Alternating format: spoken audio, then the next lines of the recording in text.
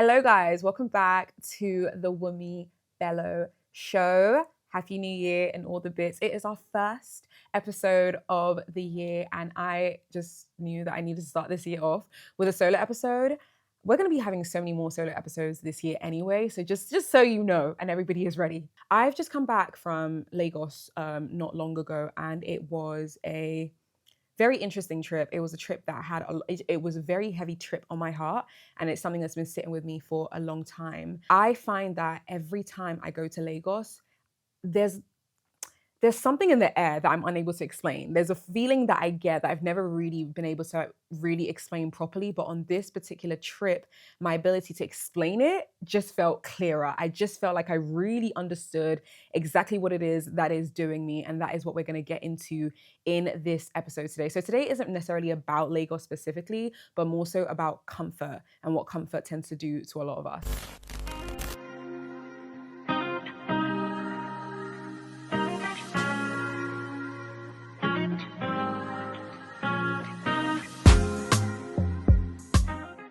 So I want to start off by giving you some context about me in case you're new here. So I came to London with my mum. My mum brought me to London when I was 7 years old. I grew up in Nigeria. I came to London at 7 and I lived or I was raised by someone who I now call my London mum.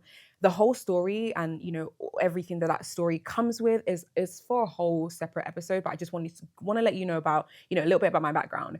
Living in the UK to me, living in London to me was very natural, right? Especially because when you come here you come here at 7 years old, you kind of adapt like a lot quicker than someone who comes here at say 21 or 25 or 17 even. Like you would adapt a lot quicker, and that's kind of what I found myself doing, right? So it was never something, there was not really any language to explain what that move was at the time other than it was a move. I moved from Nigeria and I moved to London.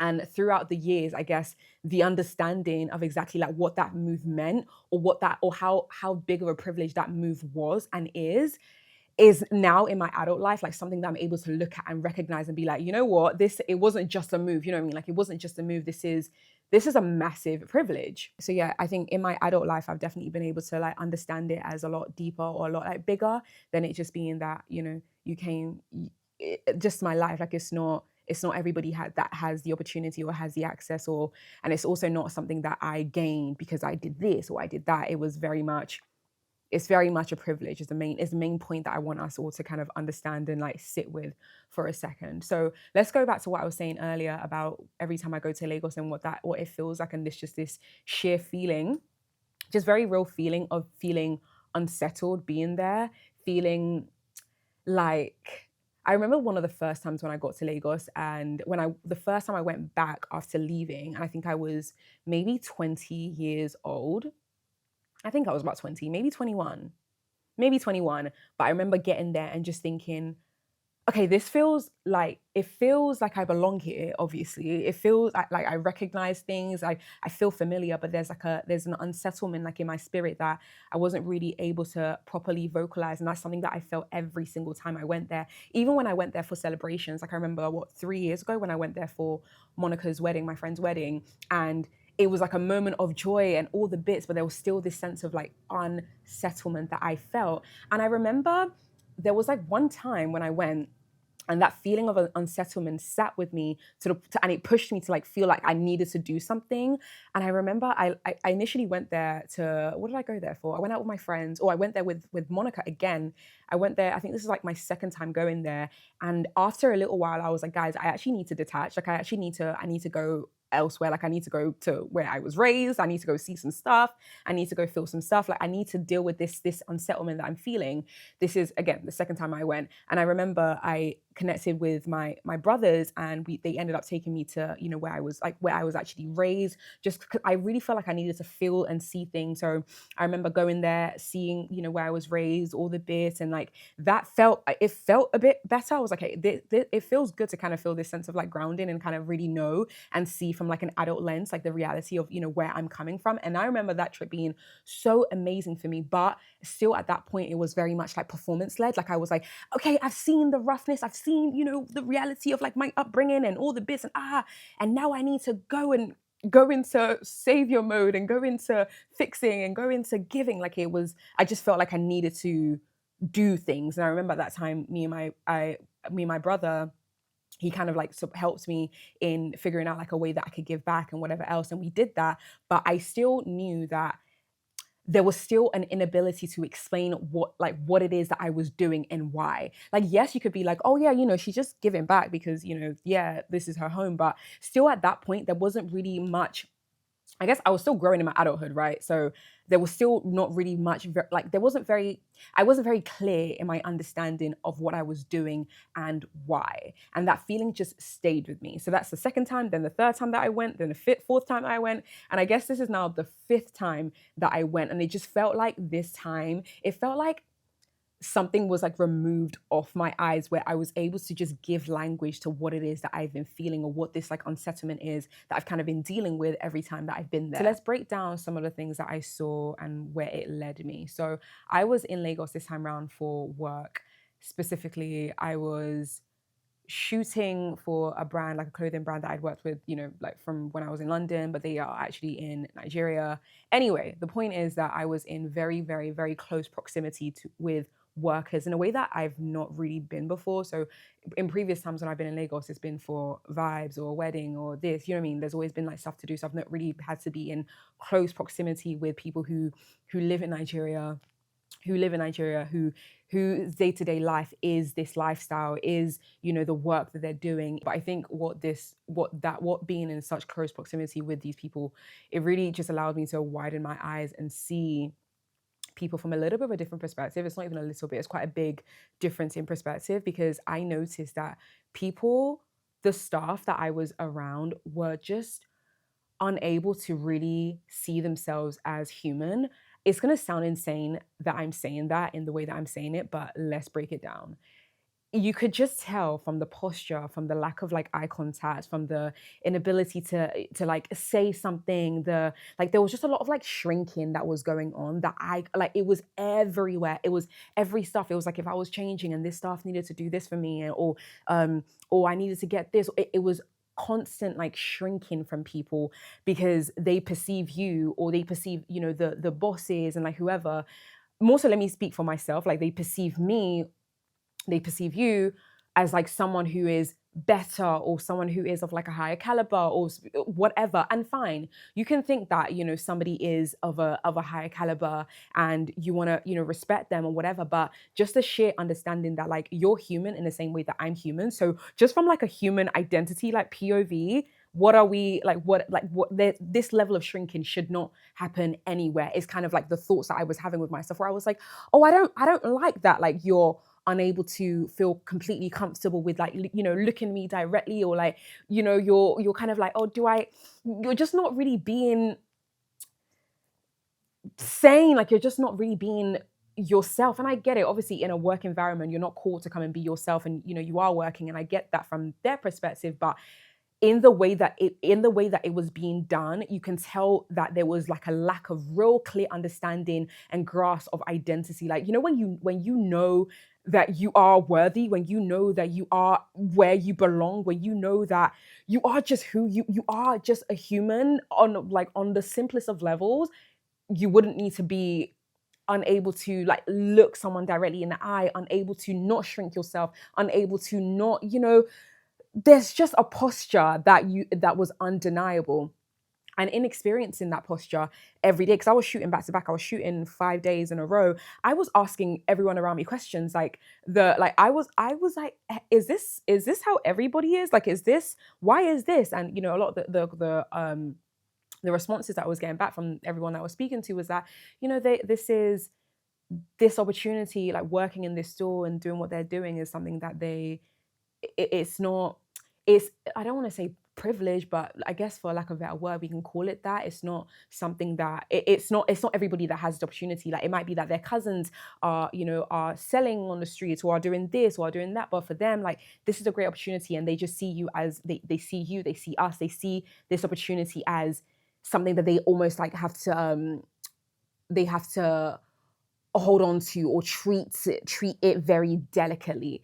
And, again, nothing wrong with that. You can treat things delicately, but there's a way that it's done that you can clearly tell that there's something deeper here. There's something that we can't avoid. And there's something that me personally, I can't look past that. So I'm thinking about it. I'm registering it. And I remember there was like three women that I just felt very connected to them. Like I really needed them to see that I could see them, and I was like acknowledging them. And I really felt like it just felt very important for me to do that. I felt like it was the only thing that I could give. And I remember there was like one specific day, it was towards the end of the trip, I pulled the girls to the side, like just one of them specifically, actually. Let's talk about this one particular girl.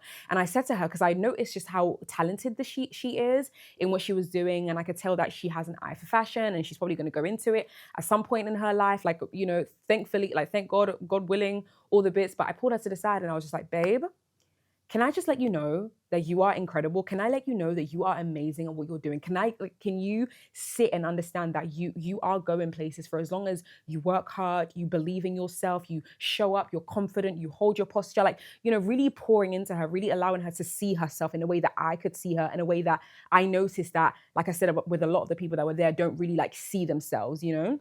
Or aren't able to like really fully own. Like for me, I needed her and all the other people that were around to really own and feel that essence and really be like, you know what? Yeah, like I can, and I this and I whatever. And it was a beautiful moment, beautiful conversation with this babe. And, we hugged and she was just like, "Oh, thank you for seeing me." It was that conversation of like, thank you for seeing me and thank you for speaking these words and whatever else that made me so emotional, because it kind of was like a click in my mind that this is the thing. It's this like it's being recognized, and it's a thing that every human wants. Like it's not foreign in Nigeria. It's not foreign in it's not even foreign is not the word. It's not like an isolated experience. It's not an isolated feeling to want to be seen. If you're in Nigeria, if you're in Turkey, if you're in London, everybody on a human dega level, like one level like this, we all want to be seen. But I can imagine that in a place like Lagos with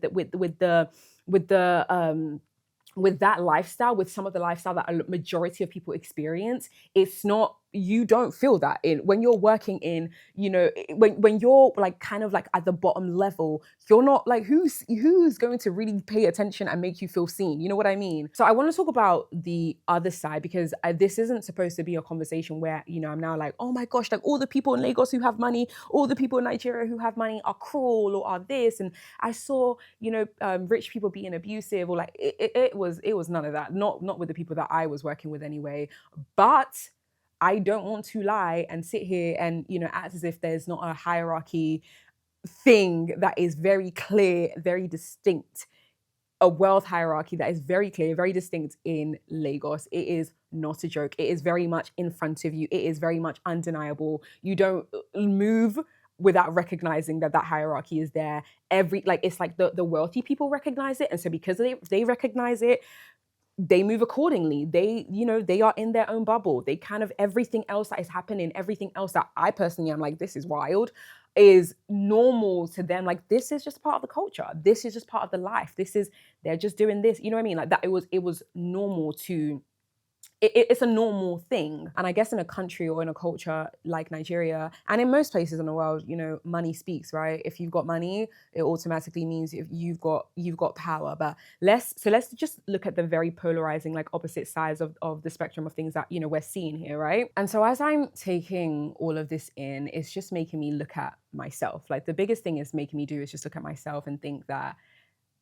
about the privilege, like I was saying in the beginning of this conversation, the privilege that I've been given of like being able to live the life that I live and being in London, because I'm looking at, the children and the people, the staff around me, and I just keep saying to myself, like, there's no difference between me and you. There's no difference between me and you. There's no difference between me and you other than the privilege that, I've been given, that I was like sent to another land where I'm able to work a certain way, and like even put work and money aside, but just even like live, like to think that because of the lifestyle that the UK exposes you to, you can read certain books, you're more aware of certain things that might make you see yourself in a different way. And like, I'm just trying to put aside wealth here because it's not really about money. It's just like the access and like the things that being in an environment or being in a world like this can give you, right? In a way that being in a place like Lagos can sometimes not give you. And so I'm kind of looking at the what could have been like in terms of my life, and I'm like, wow, the only difference, and that's just feeling like super, super heavy on my heart. And I remember going home, and obviously at this point it's as I left right before Dirty December really, really, really hit. And I'm looking at, I think, yeah, so I think of maybe a week later is when everybody kind of came back from Dirty December, or 2 weeks later people came back from Dirty December. And there's this like conversation online, which, to be honest, I was so happy to see that there was like much more realer conversation about Lagos, because obviously there's hype around it. Everybody's like, yeah, I'm going home. It's day December. I'm gonna party. I'm gonna, all of this bit. And I'm seeing all that stuff, and I'm like, bruh, I've just come back from Lagos, and I know the weight and the emotions and the things that I'm kind of still registering and still sitting with. That just the concept or the idea of just going to Lagos specifically just for party and like for the Dirty December experience, for me, I'm like, I don't know. I'm sure people are gonna feel. I hope that people feel the tension here, because Nigeria is not glossy. Whether or not you go there for Dirty December or not, if you have eyes, you will see that there's things. The systems here are not operating accordingly. You'll see that things are mismatched. You'll see that things aren't black and white. Like it's not. You know what I mean? Like it's not easy. Right. But anyway, so everybody goes for Dirty December, and there's this massive conversation that starts online where people are being really honest about what they're seeing. You've seen a lot of videos where people are like, the streets, or like the lights, and just various topics like that. It's real conversations, and appreciate it. However, there were some videos that just really, again, sat with me in this discomfort, where you'll just see a lot of people that were talking about, I'm so happy. It was this tone of, I'm just so happy I'm back home, right? I've done what I need to do in Lagos, but now I'm so happy that I'm back home, where there is light that works, where there is electricity, or same thing, lights, where there is just a better order. Like there's better order, whether you're from you've come from America, or you come from the UK, or you've come from Canada, like whatever parts of the world that you come from, that is that has a better system than say Lagos. Everybody, like some of the tone online, there was this like tone of relief from a lot of people that, again, I sat with, and I'm like, something here that I don't personally understand, or I don't like, is actually what I felt like. I was like, this sense of relief, as if this land, like for those of us who are Nigerians, and for those of us who are Nigerians, leaving a place doesn't take away the weight that the place comes with if you're from there. Leaving a country that you leaving your roots, leaving where you were formed, leaving what is such a deep and such a massive part of who you are, and being able to be like, oh, I am so happy. I am, this sigh of relief. Thank you. For me, I don't like it doesn't sit well in my mind. I don't get it, because I'm like, there's no disconnection. Whether we go to Canada, whether we go to Dubai, whether we go to, I don't know what else in the world that I can say, you're Nigerian. You're from, like, this is your root. This is your identity. Like this is a massive part of who you are. So the problem that's occurring there is a massive, like it's a responsibility for all of us. It's not just like I've done my bit of like, partying up, living it up, whatever, in Lagos, and I can go back to London, I can go back to wherever it is I've come from, and I'm done. Like, sigh of relief. Like, oh gosh, the lights, oh my Lord, like fill the streets and you know what I mean? And I don't want anyone to get me wrong here, because this isn't now a conversation of like, everybody pick up your armors and go and save and turn into a savior and turn into this thing. No, but just for a moment for us to kind of look at the state of our hearts and look at what our hearts are able to turn away from, what our hearts are able to ignore, what our hearts are able to say, this isn't my business. This isn't my problem. I think what I realize is that for a lot of us, distance makes it a lot easier for you to disattach. Distance from the land that you come from, distance from a land that is like so deeply attached to you, makes it easier for you to say, I'm not really affected by this, so there's nothing really much for me to do. And I guess the deeper point, or the greater point that I really want this to land on at this point of the conversation, is for us to really get clear that the biggest difference between us them, there is no difference. So the difference is literally just a matter of circumstance. It's just the circumstance that life threw at us without anything to do with us. Like the circumstance of your life, the circumstance of you being in the UK, you being in America, has nothing to do with how great you are, how hard you worked, or like what you did. Like it's just a matter of like sheer circumstance. It's a matter of like sheer like it wasn't, the point is like it wasn't earned, you know? And so because of that, there is no attachment, there is no them, and there is no us. We are an us. The difference is that they don't have the same circumstance that brought you here, that's left them in Lagos, that's left them in like in this condition. And again, this isn't to say, I'm not now saying that everybody in Lagos is suffering, or everybody in Nigeria is, you know, going through hell and blah blah. No, but we can't lie and say that everything is on a straight and narrow. We can't lie and say that it is the same life. We can't lie and say it's black and white. It is not. And I know there's going to be a lot of people who are going to be watching this episode and they're going to be like, yeah, but you know, it's not my, like, who to tell me it's my responsibility? That's not my responsibility. That's not, I look at it as I look at a family. Like, we don't choose who our family members are, but we know that if this is my sister, then I am responsible. Like, responsibility isn't a matter of choice. It's not like a job. Like, you don't choose, like a job, you know, you choose the kind of job that you want to work in. Or I work in this corporation, or I do this, da, da, da. But with where you're from or what you're connected to, that's not a decision that you make. That's not a matter of choice. That's a matter of like,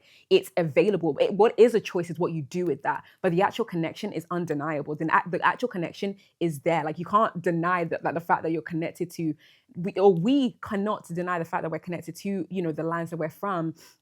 We can choose like how we relate to that, what we do about that, how that translates to us, how convicted that makes us, how passionate that makes us, or whatever it is that leads us to. But we can't deny the connection part is undeniable. And that's more so for anyone who is thinking that, you know, who's to say this is my responsibility? It's the same way that you look at a family.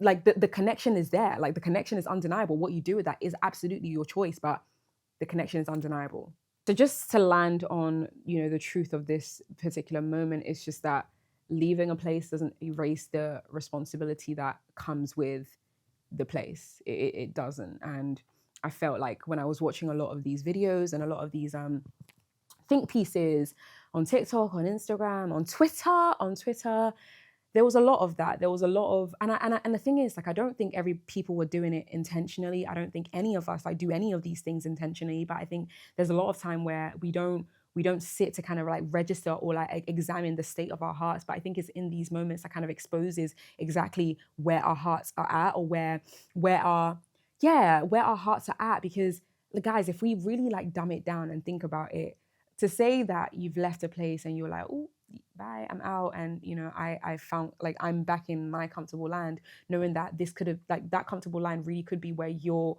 grew up, and like you could have a completely different lifestyle, is not, I don't know. I think for me, I think it says a lot about our hearts. And I just want us to have a moment of just pausing to be like, wait, what are the things that I'm able to ignore? What are the things that I'm able to turn a blind eye to? What are the things that I'm able to be like, oh, that's not, you know, that's not my business. And so the more I sat with this topic, the more I've sat with this whole just feeling that I've been feeling, the more I kind of just landed on exactly what this conversation really is about, or exactly what this whole thing is about. It's about grace.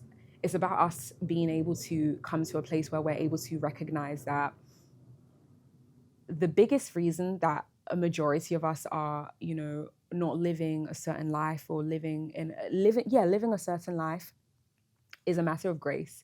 It's the grace that is on your life. It is the grace that you didn't declare. It's the grace that you didn't work for. It's the grace that is able to explain the comfort, you know, in the lifestyle that you do have. It like the only thing that makes sense to me is grace. It's just grace that separates the lifestyle that they live versus the lifestyle that, you know, you're able to live. And for me,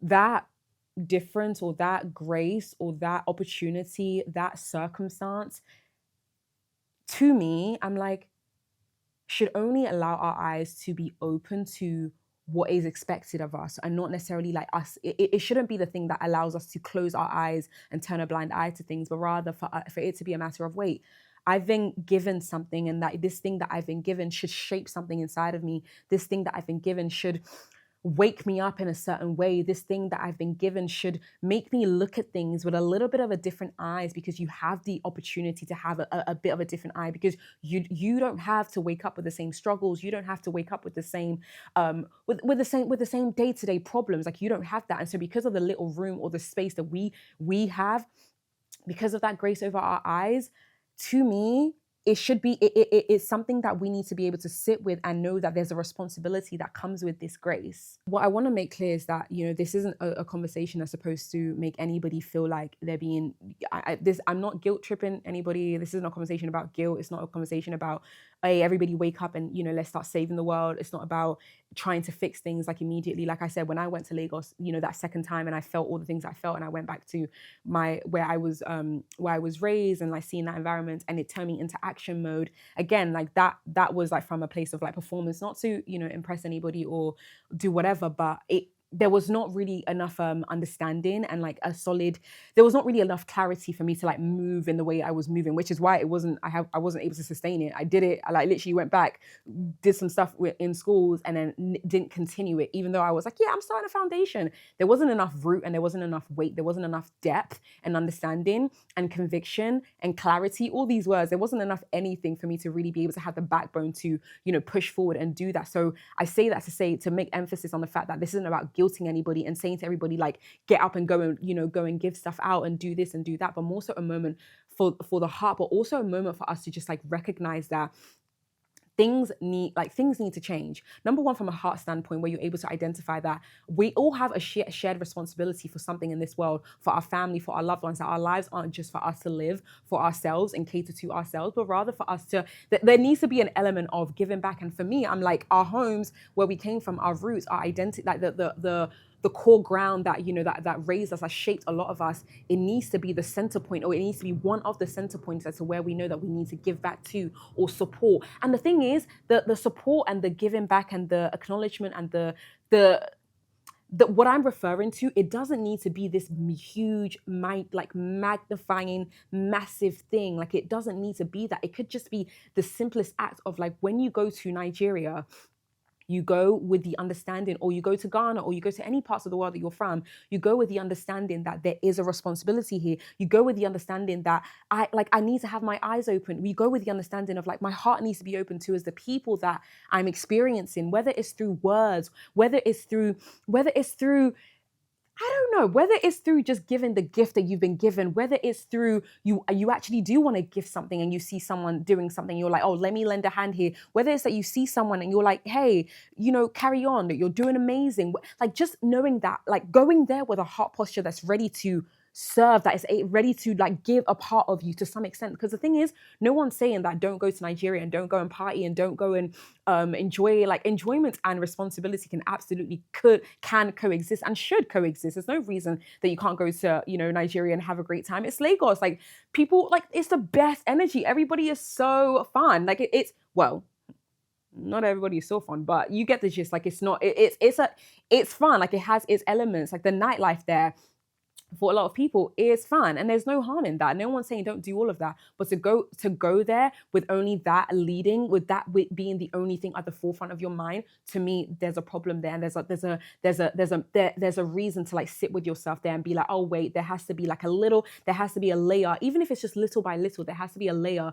There has to be a part of me that recognizes that going there also requires me to give, serve, be aware, be open, have your eyes open, have your heart open, have like an element of you open, available for your people, for the place that you come from, And I was talking to one of the guys on my trip, one of the guys that I work with, about this, and I was speaking like super passionately, and he was like, yeah, but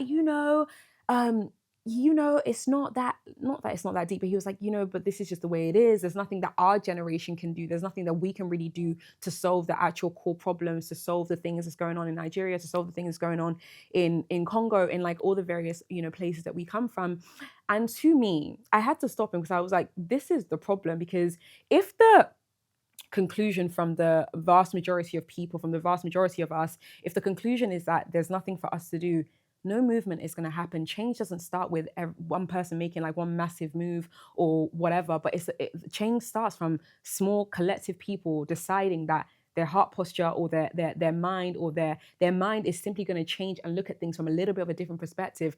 That's where change starts. Change doesn't start from everybody picking up their swords. That would be amazing. Absolutely, personally, I would love that, But change, the point is like change doesn't start from this massive, huge thing happening. No, it starts little by little. It starts with me deciding that when I go out there, my eyes are going to be open to the people, to the environment, to what I'm seeing, to who I can support, to how I can support, to where I can shop to support the locals, what I can do. Like it's in the small moments. It's in Chloe, who's in the room right now. Is her going back to Nigeria and her heart, like it's just a way of seeing things.